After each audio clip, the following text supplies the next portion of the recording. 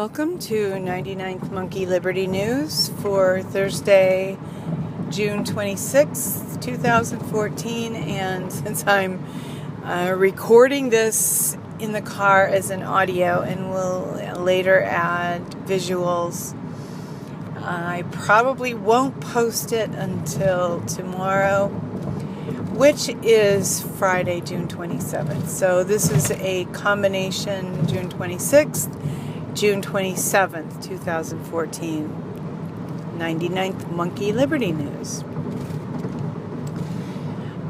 There are just a couple of ideas that I want to address. And the first one is something that's been just stirring in me since I heard Alex Jones talk about it a couple of days ago. And that is the idea of a balance between legitimacy and the degree of security. And by security, I mean armed strength in a nation. And Alex was talking about how a legitimate government doesn't show a lot of force because there's no need, but that an indication of an illegitimate government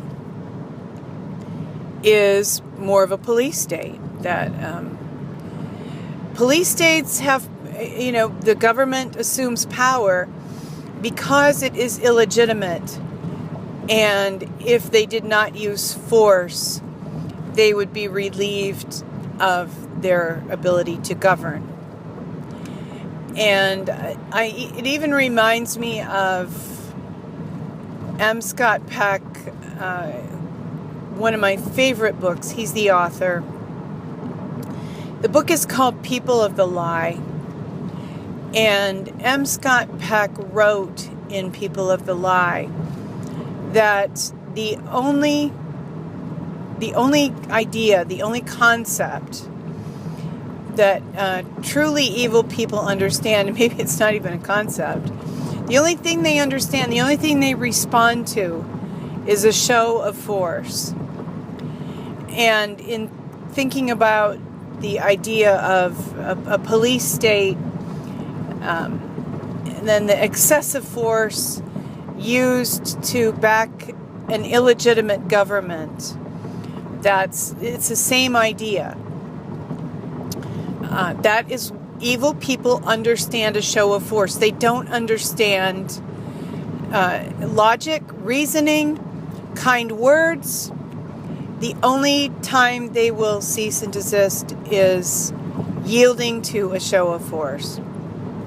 I'm not suggesting that we do that. I'm just, that's just the way it is. That's just a fact of life.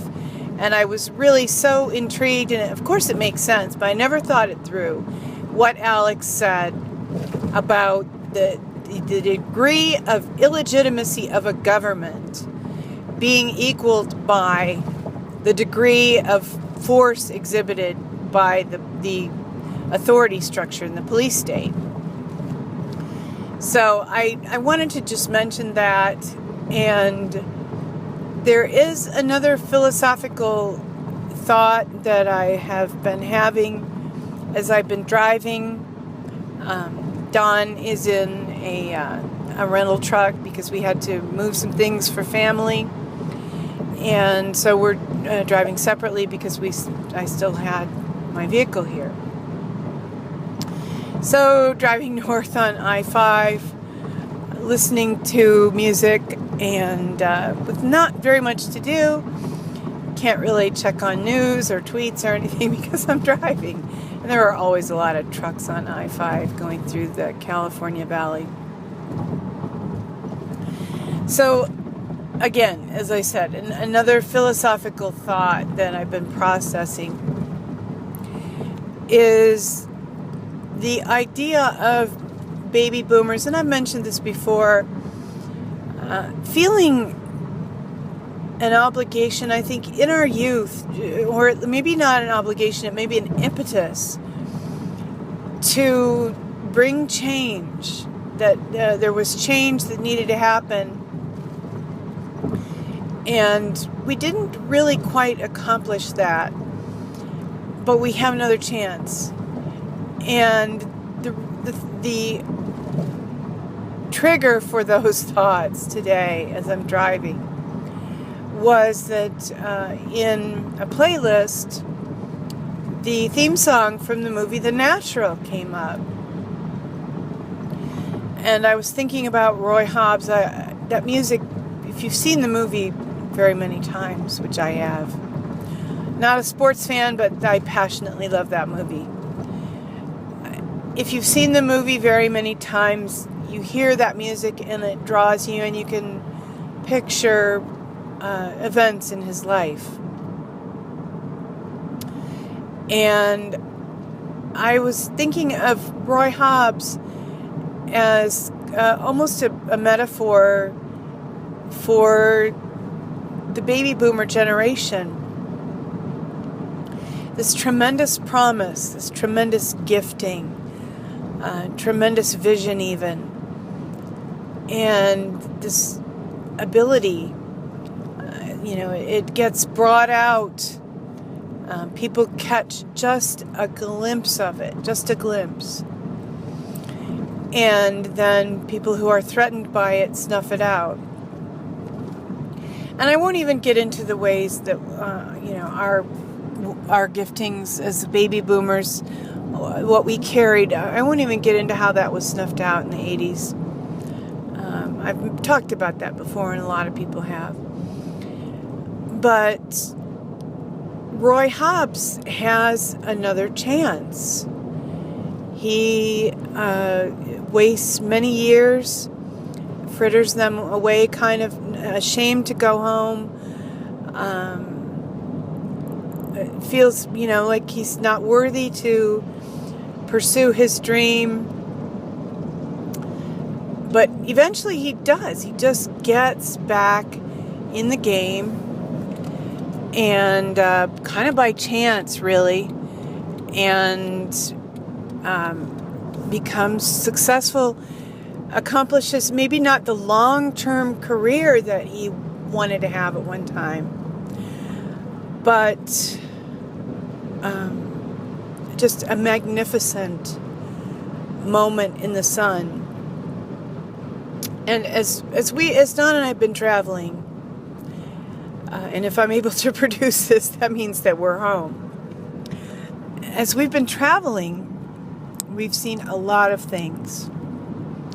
And one of the things that I have noticed is baby boomers in various circumstances, and some of them incredibly, shockingly self-absorbed. Because we spent a little time in a surf town, and we've spent time in artist community type of towns, and you see these baby boomers that they're completely self-absorbed, and they're into being self-absorbed. It's like they're not just self-absorbed, they're pleased with themselves, and they have a pleased, self-satisfied look because they're so self-absorbed. And maybe could I be reading too much into what I see? Perhaps, but I don't think so. And those of anybody who watched this video who's a part of the baby boomer generation, we can still do the stuff, the things that impetus that we felt, that almost compulsion to change the world, the ability, the vision to see what's wrong.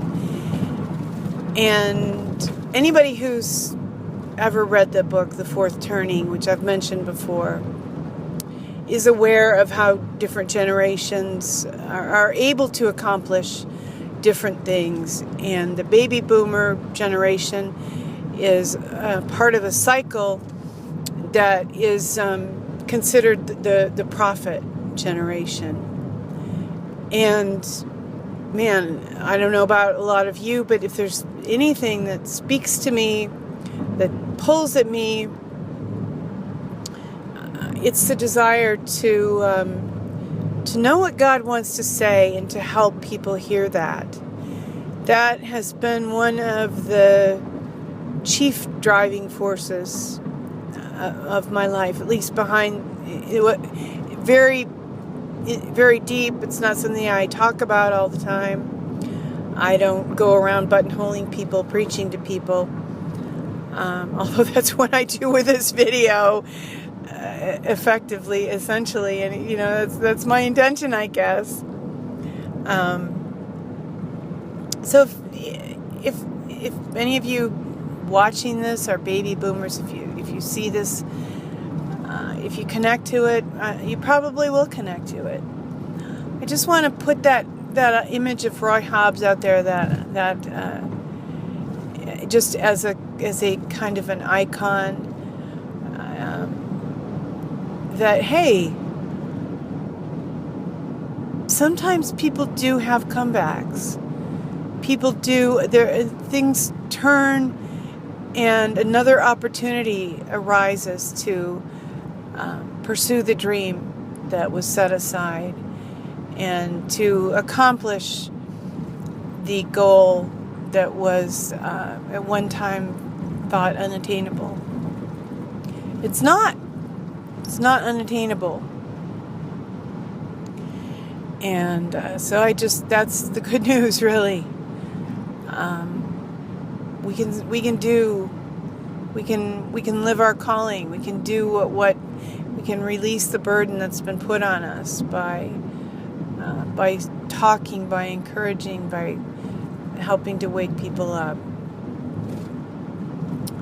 So as July rapidly approaches, and July 4th, and kind of the middle of the summertime, I hope that you are all finding worthwhile pursuits, enjoying your families, enjoying the summer, enjoying your lives.